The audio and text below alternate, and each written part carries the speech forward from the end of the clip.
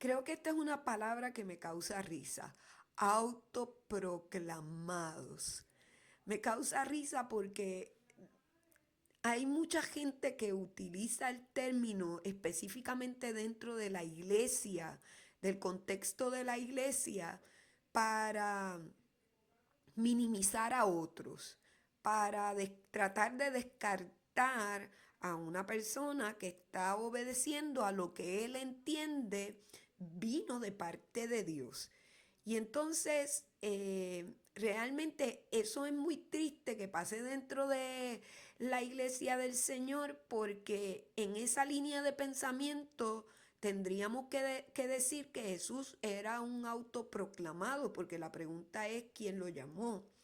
Y entonces usted me va a decir que Dios y que hay una experiencia que Él tiene y hay palabra profética y pasaron muchas cosas. Sí, pero lo mismo te puede decir la persona a la que tú le llamas autoproclamada.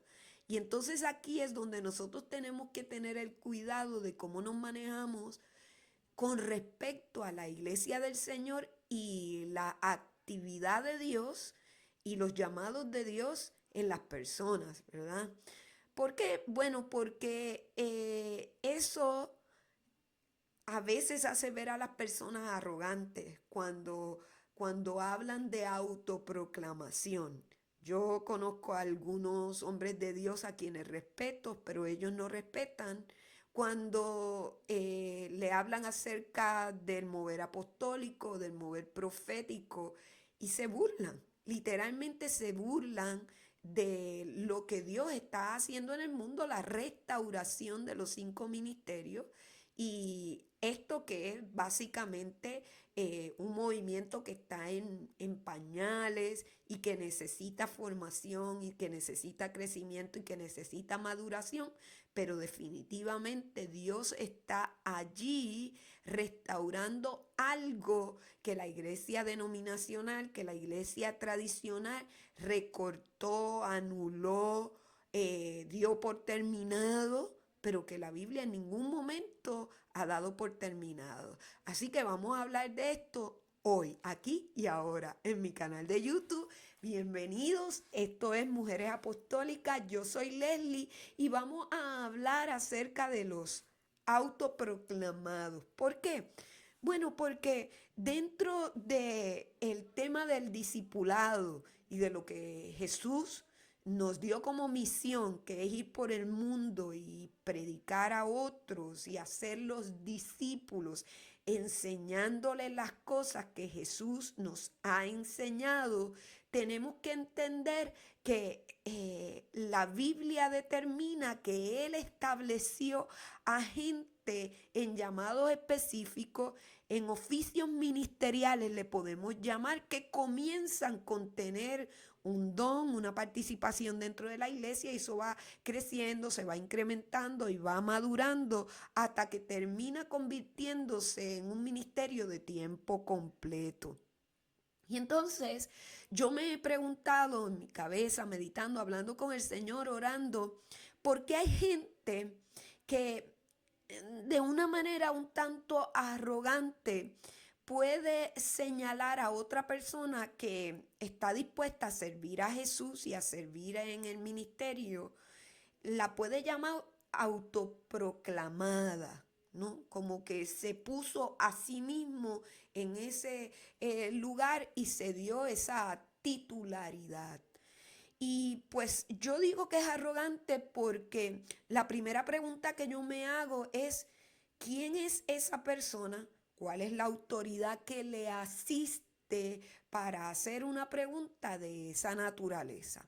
Probablemente sea que la persona le ve las carencias a esa persona que ha tomado la decisión de él o ella y su casa, su matrimonio o en lo particular, si es que está soltero, de servir al Señor. Y ve al individuo natural, a la persona que a lo mejor no sabe hablar, no sabe leer correctamente, no sabe vestirse, no se ve bien, a lo mejor tiene carencias económicas, no es la mejor persona en términos de administración financiera, o a lo mejor tiene algunos defectos o todavía su carácter está en formación y por esa razón lo trata de minimizar y lo trata despectivamente. Yo entiendo, hay excepciones, como en todo hay excepciones que obviamente todo el mundo va a correr hacia allá y me va a decir, pero Leslie, tú sabes que hay mucha gente que finalmente termina cayendo o engañando o mintiendo a un grupo de personas y haciendo cosas que no corresponden. Y estoy clara con eso. Estoy entendida en que hay ministerios o hay experiencias que no son las mejores. No por eso significa que esa persona no fue llamada por el Señor. Creo que los llamados están sujetos al individuo, a la persona que fue llamada y al compromiso que esa persona tenga con su llamado, con ser formada, trabajada, con que pueda crecer espiritualmente, que pueda crecer en carácter, que se pueda establecer y pueda tomar la determinación de seguir a Jesús. Les decía ayer que en Mateo capítulo 16, Jesús hablando a sus discípulos, a un Pedro por quien él oró y a quien él convocó, y que él entiende que el Padre determinó que él convocara a ese Pedro en su corazón a lo mejor genuino de que Jesús no se muriera, le dice, hey, no hables de muerte, por favor. Y Jesús le llama la atención y le dice que no le sea tropezadero en el propósito para el cual él había venido a existencia. Y lo llama Satanás.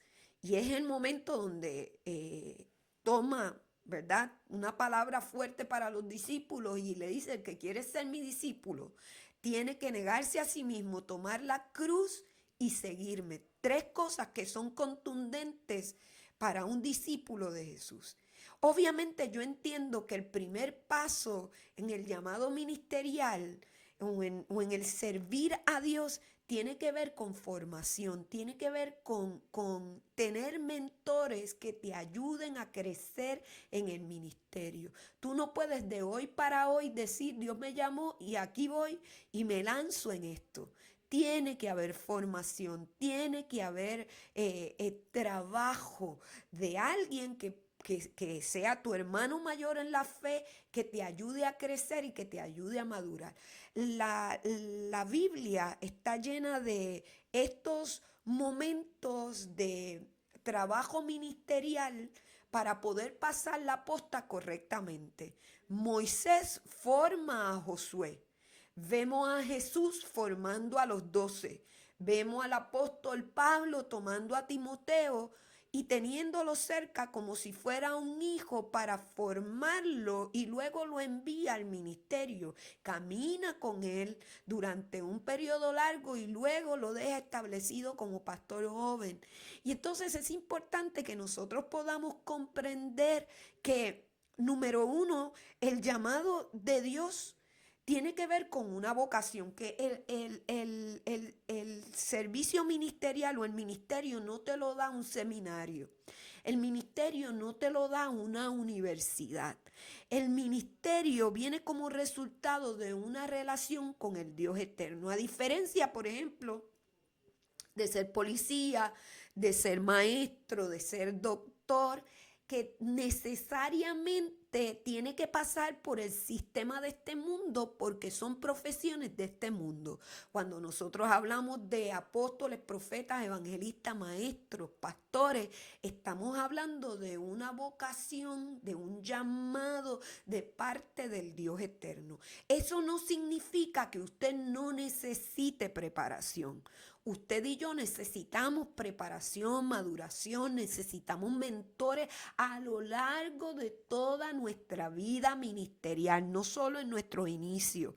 Necesitamos educarnos, necesitamos crecer y seguir creciendo a lo largo de nuestra vida ministerial. Sin embargo, el llamado te lo da el Dios eterno a través del Espíritu Santo, que pone un fuego en tu corazón, un fuego tremendo en el corazón que te empuja a servir a Dios. Y todo servicio comienza en el lugar donde tú eres discípulo. Allí es donde tiene que comenzar tus primeros pininos o primeros pasos en el ministerio, porque se comienza sirviendo a otro. Cuando Elías llama a Eliseo y le tira el manto, Eliseo termina su trabajo y dice la palabra que toma su arado, lo quebranta, lo hace leña, pone sus bueyes al fuego, le da de comer a todo el mundo. Este hombre era un hombre influyente, era económicamente estable. Se habla de que tenía 12 yuntas de bueyes con los que trabajaba la tierra, y eso obviamente te da a entender, cuando usted va al campo, un terreno pequeño con una yunta de bueyes usted lo puede trabajar, pero si tenía 12 yuntas de bueyes era porque tenía grandes extensiones de terreno, tenía siervos, tenía gente con la que él trabajaba. Por lo tanto, era un hombre que era próspero. Pero él entendió que tenía que entrar en una nueva temporada en su vida, y obviamente que el aceptar la palabra del profeta determina un antes y un después. Y yo creo que él ya sabía, Dios lo había estado preparando para esa temporada de su vida, darle un giro a lo que él estaba viviendo, que fue una temporada de negocios, de empresa, de surgir económicamente. Y cuando nosotros estudiamos la vida de Elías y Eliseo, Eliseo sale de ser un empresario a servir a Elías, y que se convierte en el siervo de Elías, el que le cocinaba, el que le preparaba el agua para bañarse, el que cuidaba de él. Probablemente estuvo en ese trabajo de servicio durante 8 a 12 años antes de que Elías le dé la doble unción a Eliseo. Y nosotros necesitamos comprender que el llamado de Dios es un proceso. No por eso nosotros podemos levantar el dedo acusador y llamar a alguien autoproclamado, que a lo mejor necesite formarse en algunas áreas. Correcto, es parte de nuestra humanidad, es parte del proceso. Y yo con esto también quiero decirle algo que es importante que nosotros entendamos.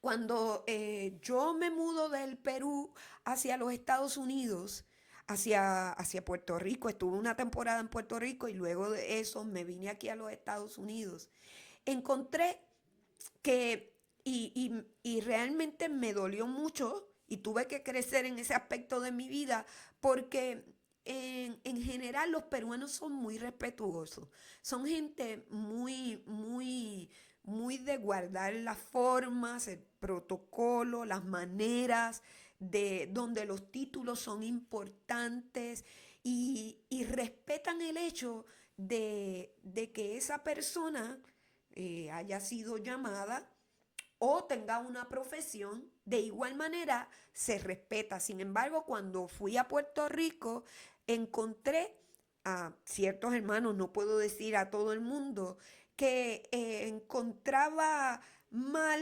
y hablaban de mala manera con respecto a los títulos de apóstol, de profeta, de evangelista, de maestro, de pastor. Ciertamente, pues a lo mejor hay ciertas cosas que no se han manejado de la mejor manera, y pues se volvió quizás una moda, y todo lo que es nuevo es pendular. Es inmaduro, hay que trabajar con eso, hay que darle forma, pero no por eso eh, está fuera del diseño de Dios. Cuando un niño se cae, me decía un profeta, cuando un niño se cae y se ensucia y se llena de barro, y usted lo baña, usted no tira al bebé o al niño con el agua. Usted tira el agua que está sucia, pero al niño lo conserva, lo limpia, lo arregla y lo vuelve a vestir.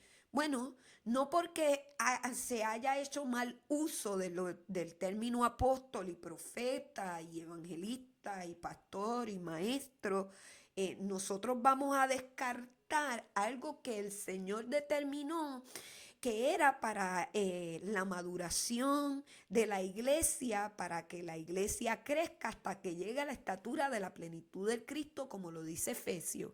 Entonces es importante que nosotros tengamos cuidado con eso. También las personas a las que escuché hablar de esta manera es gente que es irrespetuosa, que es irrespetuosa con Dios, que es irrespetuosa con lo santo, con lo sagrado. Y pues por lo tanto también es irrespetuoso con los hombres y las mujeres de Dios a quien Dios ha llamado. Y la pregunta es, ¿quién es usted para negar el llamado de Dios? Ahora bien, el otro lado es que nosotros como congregante, usted como una mujer y un hombre de Dios que va a una iglesia, no se puede hacer al tonto, al bobo, no puede dejar de pensar en el hecho de que nosotros somos seres humanos, que estamos sirviendo a Dios y que somos falentes, que nos podemos caer, que nos podemos reventar, que podemos hacer las cosas mal y por eso usted tiene que aprender a cuidar de los hombres de Dios en la casa ministerial en la cual usted está, como orando, hablando con ellos cuando usted vea que hay algo que no está bien, en respeto, en cordialidad, de la mejor manera posible, en una reunión aparte, porque es importante que usted guarde las formas, ¿verdad? Es importante que usted pueda coberturar a ese hombre o esa mujer de Dios, coberturarlo. Y si hay algo que no entiende, usted vaya, pregúntelo, permítale a la persona que le explique las razones por las cuales predica de la manera que predica, enseña lo que enseña, de aquellas cosas que usted no puede entender. Yo creo que la iglesia tiene que madurar. Mucha gente se va de la iglesia porque algo no le gustó, porque algo no le pareció bien. Y está en su derecho de que haya cosas que usted las examine en su madurez, ¿verdad? Porque no somos gente tonta, vemos las cosas y entendemos que hay cosas que se pasan de la raya y que no están bien y que cuando uno las confronta con la escritura, uno sabe que eso no pasa el sedazo de la escritura. Pero si a usted ha sido puesto en una casa ministerial y ha sido establecido allí, es importante que pueda estar en las buenas y en las malas, que pueda también atravesar los momentos de dificultad y si usted ve que algo no está bien y va a encontrar que hay defectos. A veces yo me he preguntado si en esta época en la que nosotros vivimos las iglesias también deberían tener un servicio al cliente. Un lugar donde la gente deje las quejas, donde la gente llame para quejarse, no sé, del servicio de los hermanos, de la prédica del domingo, de la falta de atención por parte del pastor. A veces creo que la gente tiene unas expectativas con respecto a los líderes, a los oficiales de un ministerio y al mismo pastor o apóstol o profeta a cargo de una congregación o de una comunidad de fe que no se ajustan a la realidad, que no se ajustan a lo que una persona puede hacer o es capaz de hacer. Y entonces vienen situaciones complicadas. La escritura nos habla en Hechos capítulo 2 de un momento en la historia de la iglesia donde cae el Espíritu Santo. A ver si lo puedo leer aquí. Cae el Espíritu Santo. Hay un movimiento de Dios. El viento recio está ahí tremendo, poderoso. Lenguas repartidas como de fuego. Gente hablando todos los idiomas de toda la gente que estaba allí reunida. Pero al siguiente día había quejas de la iglesia. Al siguiente día había quejas de la iglesia porque estaba siendo desatendidos las viudas y los huérfanos y no se sabía qué se tenía que hacer con ellos. Usted recuerda cuando eligen también a Matías y la escritura habla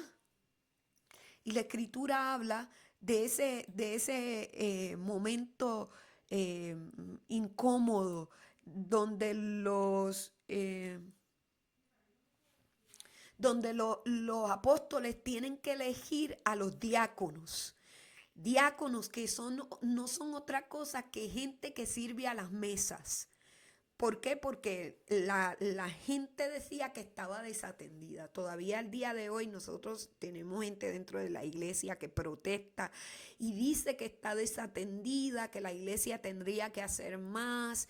Y se le exige a la iglesia cosas que a veces son, yo no quiero decir imposible, pero rayan con cosas que definitivamente la iglesia no va a poder hacer, que le toca a los gobiernos, que le toca a las naciones a hacer.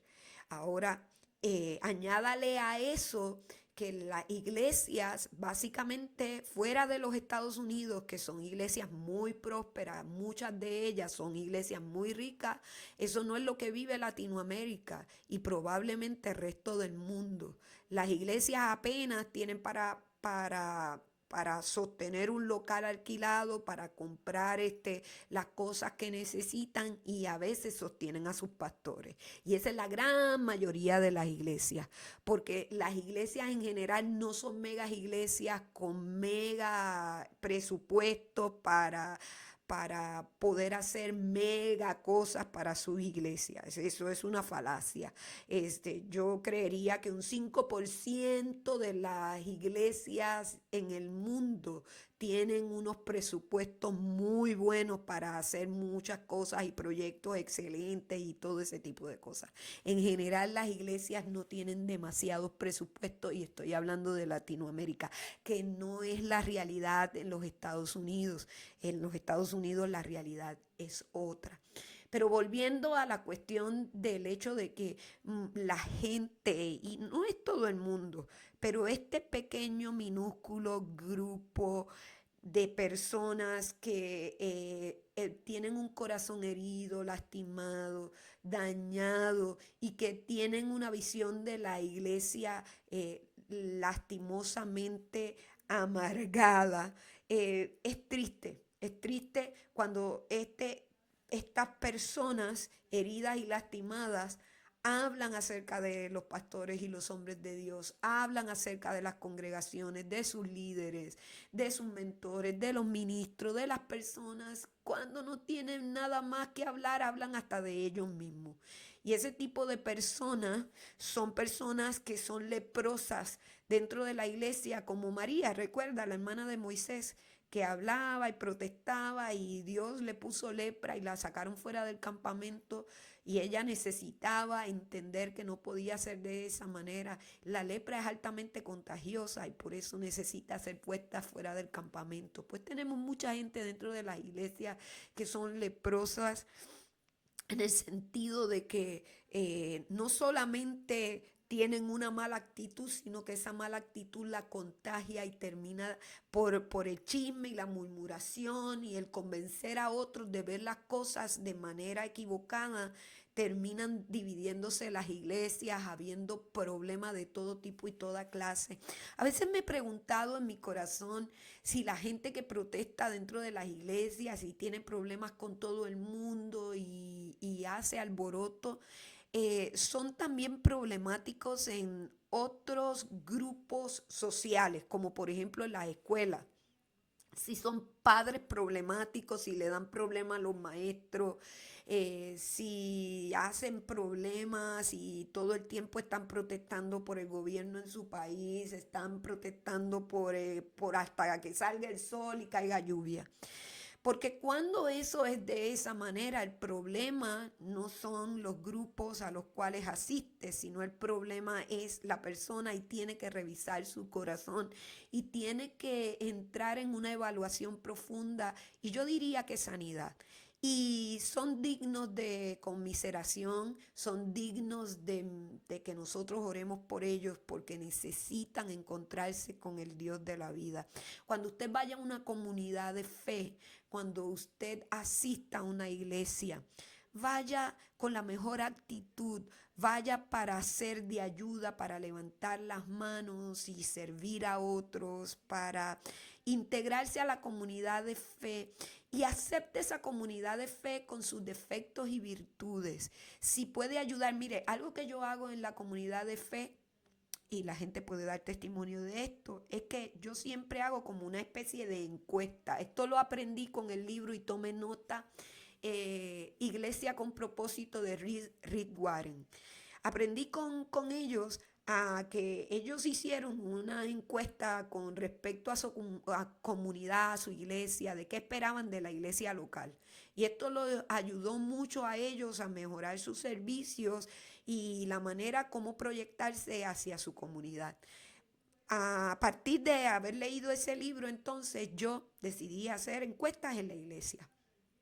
Encuestas que me ayudaron a mí a entender cuáles son nuestras propias carencias, nuestras necesidades como iglesia local, en qué yo debía mejorar como ministro, qué otras cosas también yo podía hacer para ayudar a la iglesia a crecer, a mejorar, a cambiar, a ser transformada, a edificarse, que son cosas tan importantes para nosotros. Pero una vez más, yo bendigo a toda persona que recibiendo un llamado de Dios se arriesga. No todo el mundo va a tomar la decisión de servir al Señor.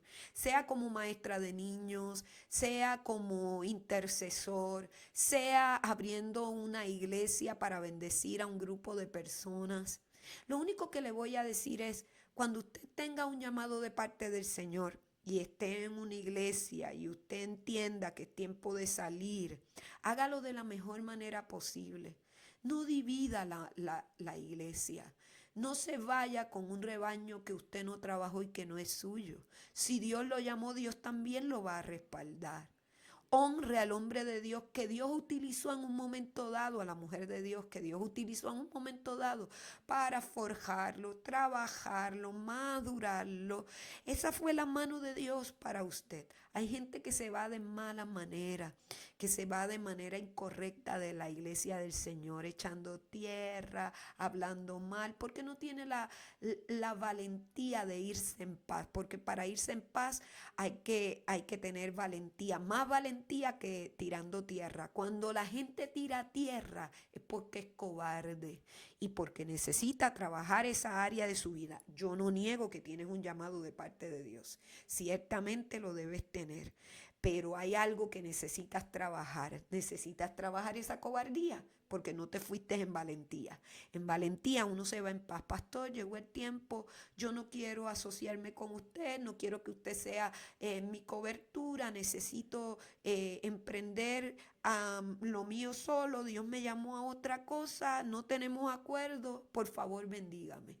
El hombre de Dios, que es maduro en la fe, lo va a bendecir y lo va a dejar ir porque va a entender que retener una persona que va a estar ahí molesta, incómoda, en fastidio, en enojo, en problema, va a ser un estorbo para su vida. Así que usted va a entender que es el tiempo de tomar caminos diferentes. Finalmente, esta obra no es de nosotros, la obra le pertenece al Señor y Dios sabe cómo hacer las cosas. Es un tiempo en el que nosotros tenemos que, no sé, cambiar la manera como vemos el mundo. A veces uno mira tanto hate en las redes sociales, tantos problemas y situaciones y la pregunta es, ¿cómo ayuda esto al avance del Evangelio de Jesucristo? ¿Avanza el Evangelio de Jesucristo nosotros peleando entre nosotros? Pues no. Un reino dividido contra sí mismo no puede prevalecer. Y Satanás se aprovecha de este tipo de cosas para que nosotros nos debilitemos. Pero si nosotros entendiéramos que nuestro enfoque está en el Señor y que a quien nosotros le vamos a tener que rendir cuenta es al Dios eterno y que levantar el dedo acusador para señalar a las personas nos quita energía, nos quita tiempo, nos detiene, nos pausa. En cambio, cuando nosotros nos enfocamos en la parte, yo le llamo la parte del muro que nos toca a nosotros, hablando acerca de Nehemías, cuando pone a la gente por familia a levantar una porción del muro, no todo el muro, una porción del muro. Si usted se enfoca en lo que Dios le llamó a usted a hacer y se olvida de los demás y se olvida del resto y usted trabaja en lo que Dios le llamó a hacer, usted va a ser de mucha más bendición que levantando el dedo acusador y hasta tirando piedras contra gente a la que le tiene que rendir cuenta al Señor, porque a Dios ninguno de ellos se le ha escapado de las manos. A Él no se le ha pasado el ver a toda la gente que está levantándose en su nombre para hablar su palabra, para hacer una obra, para servir, y para su Señor está de pie y para su Señor cae, ¿no? Está esta porción de la escritura donde Pedro le hace una pregunta al Señor.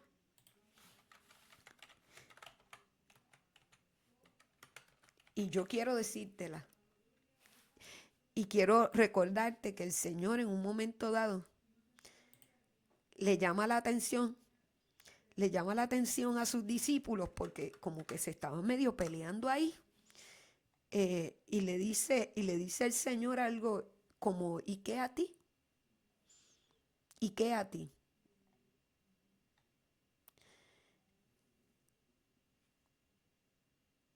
Y dice el versículo, estoy aquí buscándole esto. Juan capítulo 21, versículo 20. Volviéndose Pedro, vio que le seguía el discípulo a quien amaba a Jesús, el mismo que en la cena se había recostado al lado de él y le había dicho, Señor, ¿quién es el que te ha de entregar? Cuando Pedro lo vio, dijo a Jesús, Señor, ¿y qué de este? Jesús le dijo, si quiero que él quede hasta que yo venga, ¿qué a ti? Sígueme tú. Y a veces nosotros nos comportamos como Pedro, maltratamos a los demás. A veces es una señal de envidia, a veces es una señal de literalmente me gustaría ser el otro, pero como no puedo ser, entonces le tiro hate y me le opongo. Pero yo creo que seríamos una mejor comunidad de fe a nivel mundial si en vez de andarnos odiando y tirándonos y tirando indirectas y pullas en las redes sociales y diciendo cosas como el autoproclamado, nos amáramos los unos a los otros. Y si hubiera algo que corregir, tuviéramos la decencia de escribirle en privado, mandarle una cartita, mandarle un mensaje, amar. Porque finalmente esa persona a quien nosotros odiamos y detestamos y hablamos mal de él o de ella, es- tú no sabes cómo Dios lo puede estar usando para bendecir al cuerpo de Cristo. Y por estos días donde la bulla y el hacer problemas y gritar cosas deja dinerito en Facebook, en YouTube y en redes sociales, nosotros tendríamos que ser gente íntegra, fiel, honesta y no vender nuestros principios por dinero, por más que en las redes sociales te den un dinerito por hacer problemas. Bendiciones.